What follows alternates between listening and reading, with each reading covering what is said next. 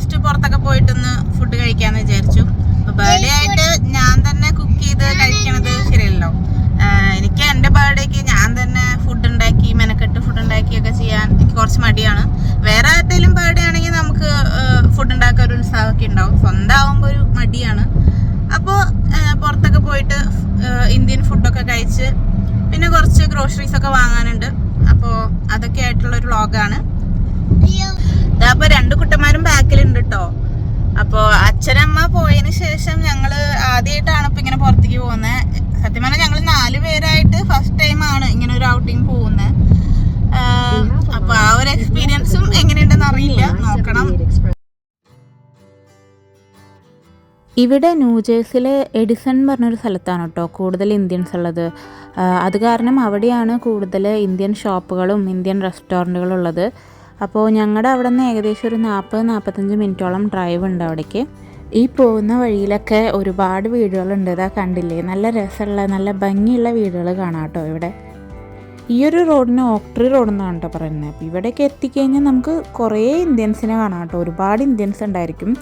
നമ്മൾ ഇന്ത്യയിലെത്തിയൊരു പ്രതീതിയാണ്. കുറേ ഇന്ത്യൻ ഷോപ്പുകളുണ്ട്, അതുപോലെ റെസ്റ്റോറൻ്റ് ഉണ്ട്, തിയേറ്റർ ഉണ്ട്, പിന്നെ ജ്വല്ലേഴ്സ് ഉണ്ടായിരിക്കും, തുണിക്കടകളുണ്ട്, അങ്ങനെ ഒരുപാടുണ്ട്. അപ്പോൾ നമ്മൾ ഇന്ത്യയിലെത്തിയൊരു പ്രതീതിയാണ്. ഈ ഒരു ലെഫ്റ്റ് തിരിഞ്ഞ് കഴിഞ്ഞാൽ ഇവിടെ ഫുള്ള് ഇന്ത്യൻ കടകളാണ് കേട്ടോ.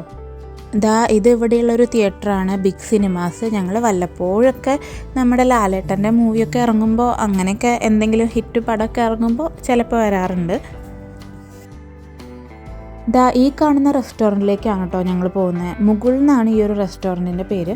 ഇത് ന്യൂജേഴ്സിലെ one of the largest Indian buffet കിട്ടുന്ന ഒരു പ്ലേസാണ്. ഒരുപാട് വെറൈറ്റീസ് ഓഫ് ഫുഡ് ഇവിടെ ഉണ്ടായിരിക്കും. കൂടുതലും നോർത്ത് ഇന്ത്യൻ ഫുഡായിരിക്കും ഉണ്ടായിരിക്കും. ഇതൊരു നോർത്ത് ഇന്ത്യൻ റെസ്റ്റോറൻ്റ് ആണ്, അതുകൊണ്ട് നോർത്ത് ഇന്ത്യൻ ഫുഡായിരിക്കും കൂടുതൽ ഉണ്ടായിരിക്കുക. അപ്പം ഞങ്ങളവിടെ എത്തിയപ്പോൾ കുറച്ച് ലേറ്റായി പോയിട്ടോ. അവിടെ 3 മണി വരെയൊക്കെ ഉള്ളൂ. ഞങ്ങളെത്തിയപ്പോൾ ഏകദേശം 2:30 ആവാറായി. അപ്പോൾ 3 മണി വരെയൊക്കെ അവിടെ ബുഫേ കൗണ്ടർ ഓപ്പൺ ആയിരിക്കുള്ളൂ. അപ്പോൾ അതിനുള്ളിൽ നമുക്ക് ആവശ്യമുള്ള ഫുഡ് എടുക്കണം. ഫുഡ് എടുത്ത് കഴിഞ്ഞ് പിന്നെ കഴിച്ച് കഴിയുന്നവരേക്കും കുഴപ്പമില്ല, പക്ഷേ ഫുഡ് എടുക്കാൻ ആ ഒരു സമയം വരെയൊക്കെ ഉള്ളൂ. അതുകൊണ്ട് തന്നെ ഞങ്ങൾ വേഗം തന്നെ ഫുഡ് അടിയിലേക്ക് കടന്നു കേട്ടോ. അപ്പോൾ എന്തൊക്കെയാണ് ഫുഡ് ഐറ്റംസ് എന്ന് കണ്ടാലോ. അപ്പോൾ ആദ്യം തന്നെ ഈ ഒരു സാലഡ് സെക്ഷനാണ് ഉണ്ടായിരുന്നത്. അവിടെ ഈ ഒരു ചനയുടെ സാലഡ് ഉണ്ടായിരുന്നു, അത് അടിപൊളിയായിരുന്നു കേട്ടോ. പിന്നെ ബിരിയാണി, ചിക്കനും ഉണ്ടായിരുന്നു, വെജും ഉണ്ടായിരുന്നു. പിന്നെ തന്തൂരി ചിക്കൻ ഉണ്ടായിരുന്നു, ചിക്കൻ തിക്ക മസാല ഉണ്ടായിരുന്നു, ഗോഡ് കറി ഉണ്ടായിരുന്നു, സാഗ് പനീർ ഉണ്ടായിരുന്നു, പിന്നെ ഒരു തവ ഫ്രൈഡ് വെജിറ്റബിൾസ് ഉണ്ടായിരുന്നു, ഒരു മലായി ചിക്കൻ കറി ഉണ്ടായിരുന്നു, ദാൽ മക്കാനി ഉണ്ടായിരുന്നു, ബ്രെഡ് ഉണ്ടായിരുന്നു. ഇതൊക്കെയായിരുന്നു കേട്ടോ മെയിൻ കോഴ്സ്. ഇനി ചാറ്റ് സെക്ഷനിൽ നോക്കിക്കഴിഞ്ഞാൽ സമൂസ, ഒനിയൻ പക്കോട, പാവ് ബജി, പാനിപ്പൂരി, അങ്ങനെ കുറേ ഐറ്റംസ് ഉണ്ടായിരുന്നു കേട്ടോ. പക്ഷേ ഞങ്ങളവിടെ എത്തിയപ്പോഴേക്കും ഇതൊക്കെ ഓൾമോസ്റ്റ് കഴിഞ്ഞിട്ടുണ്ടായിരുന്നു. പാനിപ്പൂരി ഞങ്ങൾക്ക് എല്ലാവർക്കും വലിയ ഇഷ്ടമാണ്, അത് കാരണം അതെന്തായാലും എടുത്തു. ഈ ഒരു കൗണ്ടറിൽ ഇതുപോലെ മസാല ദോശ ഉണ്ടാക്കുന്നുണ്ടായിരുന്നു കേട്ടോ. അപ്പോൾ ഇത് കണ്ടപ്പോൾ നമ്മുടെ നാട്ടിലൊക്കെ തട്ടുകടയിൽ ഇങ്ങനെ മസാല ദോശയും തട്ടുദോശയൊക്കെ ഉണ്ടാക്കിയില്ലേ, അതൊക്കെ ഒന്ന് ഓർമ്മ വന്നു. നമ്മുടെ നാട്ടിൽ ദോശയുടെയൊക്കെ 7 അയലത്ത് വരില്ല കേട്ടോ ഇവിടുത്തെ ദോശയൊന്നും. നമ്മുടെ തൃശ്ശൂരിലെ രാധാകൃഷ്ണയിലും ഭാരതിലൊക്കെ ദോശ കഴിക്കാൻ കൊതിയാവുന്നു. പക്ഷേ എന്താ ചെയ്യുക, അതൊന്നും ഇവിടെ നമുക്ക് കിട്ടില്ല. എനിക്ക് മസാല ദോശ ഒരു വീക്ക്നെസ്സാണ്. ഇപ്പോൾ എവിടെ പോയാലും മസാല ദോശ ഉണ്ടെങ്കിൽ എൻ്റെ കണ്ണ് ആദ്യം പോവുക അവിടേക്ക് ആയിരിക്കും. അപ്പോൾ അത് കാരണം ഞാനൊരു മസാല ദോശ എടുത്തു കേട്ടോ. ഞങ്ങൾ കുറച്ചുകൂടി നേരത്തെ എത്തിയിരുന്നെങ്കിൽ ഞങ്ങൾക്ക് കുറച്ചുകൂടി റിലാക്സ് ആയിട്ട് ഓരോ ഫുഡും എൻജോയ് ചെയ്ത് കഴിക്കാൻ പറ്റുമായിരുന്നു. ഇതിപ്പോൾ ലേറ്റായ കാരണം എല്ലാ ഫുഡും കൂടി ഒരുമിച്ച് കഴിക്കേണ്ട അവസ്ഥയാണ്. എന്തെങ്കിലും വേണമെങ്കിൽ ഇപ്പം മേടിച്ച് കഴിച്ചോളാം. ഇനി ഇതേപോലത്തെ ഭക്ഷണം അടുത്ത കാലത്തൊന്നും കിട്ടിയെന്ന് വരില്ല. അങ്ങനെ വയറിൽ കൊള്ളാവുന്നത്ര ഐറ്റംസൊക്കെ ടേബിളിൽ സെറ്റാക്കി വെച്ചിട്ട് ഞങ്ങളിരുന്ന് കഴിക്കാൻ തുടങ്ങിട്ടോ. ഈ ഒരു മസാല ടീയുടെ ഒരു ഗ്ലാസ് എനിക്ക് നല്ല ഇഷ്ടമായിട്ടോ. ഈ മൺകൂജിയൊക്കെ പോലെ ഉണ്ടായിരുന്നു, അതുപോലെ ടീയും നന്നായിട്ടുണ്ടായിരുന്നു. ഇന്ന് ഞാനൊരു സത്യം മനസ്സിലാക്കി. എന്ത്? ജീവിതത്തിൽ ഒരിക്കലും മടുക്കാത്തൊരു പരിപാടി ഉണ്ട്. എന്ത് പരിപാടി? ഈ പരിപാടി ഊണ് കഴിക്കല്. ഇപ്പൊ ഞാൻ എത്ര പേർത്തില്ലേ, എനിക്കൊരു ബോറടിയില്ല.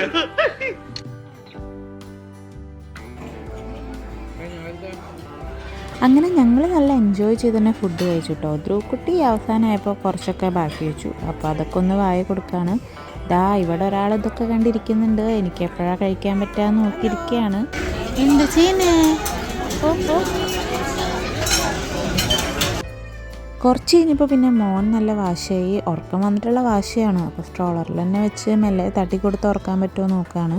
മിക്ക അച്ഛനമ്മമാരുടെ അവസ്ഥ ഇതുതന്നെയായിരിക്കില്ലേ. കുട്ടികളെ കൊണ്ടിങ്ങനെ പുറത്തൊക്കെ പോകുമ്പോൾ വിചാരിച്ച പോലെ റിലാക്സ് ആയിട്ടിരുന്ന് ഫുഡൊന്നും കഴിക്കാൻ പറ്റില്ല. അങ്ങനെ ഫുഡൊക്കെ കഴിച്ച് കഴിഞ്ഞിട്ട് പിന്നെ ഞങ്ങൾ ഡെസേർട്ട് എടുത്തു. ഡെസേർട്ടായിട്ടുണ്ടായിരുന്നത് രസമലായും പിന്നെ ക്യാരറ്റ് ഹൽവയായിരുന്നു. അതിൽ രസമലായി നല്ല ടേസ്റ്റ് ഉണ്ടായിരുന്നു കേട്ടോ, ഒരു രക്ഷയില്ല. ഒന്നുകൂടി എടുക്കണം എന്നുണ്ടായിരുന്നു, പക്ഷേ അപ്പോഴേക്കും അവർ ആ കൗണ്ടർ ക്ലോസ് ചെയ്തു.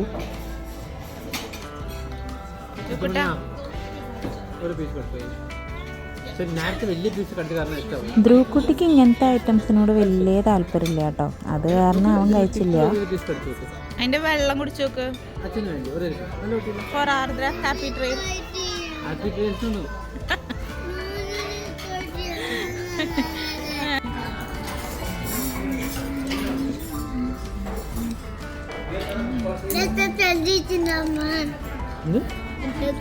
ഇതൊക്കെ ശ്രദ്ധിക്കണ്ടേ അമ്മ?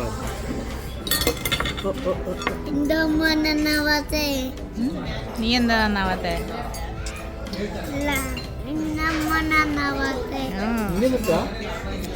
അമ്മ ഇനി നന്നാവാട്ടോ, നമ്മുടെ പിറന്നാളായില്ലേ, അമ്മ നന്നാവാട്ടോ.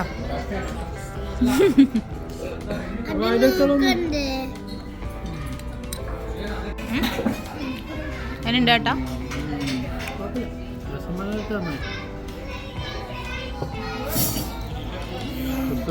ക്യാരറ്റ് ഹൽവ അത്ര പോരായിരുന്നു, കുറച്ച് ഡ്രൈ ആയ പോലെ ഉണ്ടായിരുന്നു. അവർക്ക് വേണമെങ്കിൽ കുറച്ചുകൂടി നെയ്യൊക്കെ ഒഴിച്ചിട്ട് കുറച്ചുകൂടി ക്യാരറ്റൊക്കെ ഒന്നുകൂടി നൈസായിട്ട് ഗ്രേറ്റ് ചെയ്തിട്ട് ഉണ്ടാക്കാമായിരുന്നു എന്ന് തോന്നി. അങ്ങനെ ഞങ്ങളുടെ ഫുഡൊക്കെ കഴിച്ച് കഴിഞ്ഞു. ഞങ്ങളുടെ ഫുഡൊക്കെ കഴിച്ച് കഴിയുമ്പോഴേക്കും അവിടെ ഒരുവിധം കാലിയായി. അപ്പോൾ എടുത്തൊരു വീഡിയോ ആണിത്, ആ ഒരു റെസ്റ്റോറൻറ്റിൻ്റെ ഒരു ആംബിയൻസ്.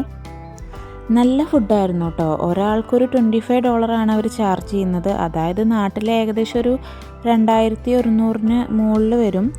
പക്ഷേ ഇവിടെ ആ ഒരു പൈസയ്ക്ക് നമുക്കിങ്ങനെ അൺലിമിറ്റഡ് ആയിട്ട് ഫുഡ് കിട്ടുകയെന്ന് പറഞ്ഞാൽ അത് ലാഭമാണ്. കാരണം ഇവിടെ ഇന്ത്യൻ ഫുഡൊക്കെ നല്ല ഡിമാൻഡാണ്. അപ്പോൾ ഈ ഒരു ഫുഡ് ഐറ്റംസൊക്കെ നമ്മൾ സിംഗിളായിട്ട് ഓർഡർ ചെയ്യാമെന്ന് പറഞ്ഞാൽ ഇതിനേക്കാളും പൈസ എന്തായാലും വരും. അപ്പോൾ ഞങ്ങളങ്ങനെ ഫുഡ് കഴിച്ചിറങ്ങി. ഫുഡ് നല്ല അടിപൊളിയായിരുന്നു. ഞങ്ങൾ കുറച്ച് നേരത്തെ വരണമായിരുന്നു, ലേറ്റ് ആയി പോയി. ഞങ്ങൾക്ക് ഇതിനെപ്പറ്റി അത്ര ഐഡിയ ഇല്ലായിരുന്നു.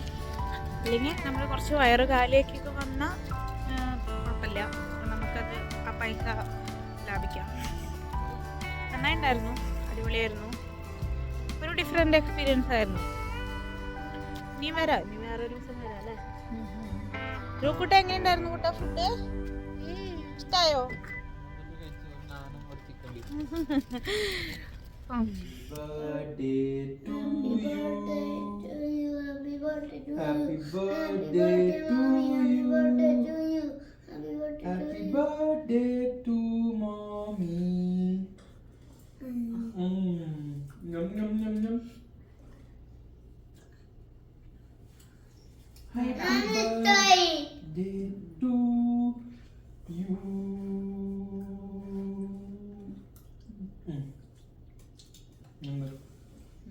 അപ്പോൾ ഞാൻ എൻ്റെ കുഞ്ഞു ബർത്ത്ഡേ സെലിബ്രേഷൻ്റെ വീഡിയോ കൂടി ഇതിൻ്റെ കൂടെ ആഡ് ചെയ്തിട്ടുണ്ട് കേട്ടോ.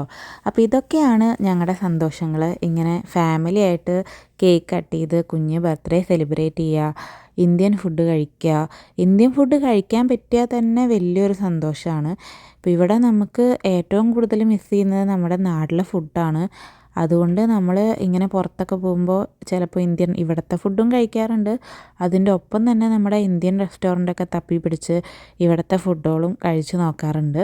അപ്പോൾ ഈ ഒരു വീഡിയോ ഇങ്ങനെ എല്ലാവർക്കും ഇഷ്ടമായോ? ഇഷ്ടമായാൽ ലൈക്ക് ചെയ്യാനും ഷെയർ ചെയ്യാനും ചാനൽ സബ്സ്ക്രൈബ് ചെയ്യാനും മറക്കരുത് കേട്ടോ. ഇനിയും ഇവിടുത്തെ കൂടുതൽ വിശേഷങ്ങളുമായിട്ട് വീണ്ടും വരാം. Thanks for watching.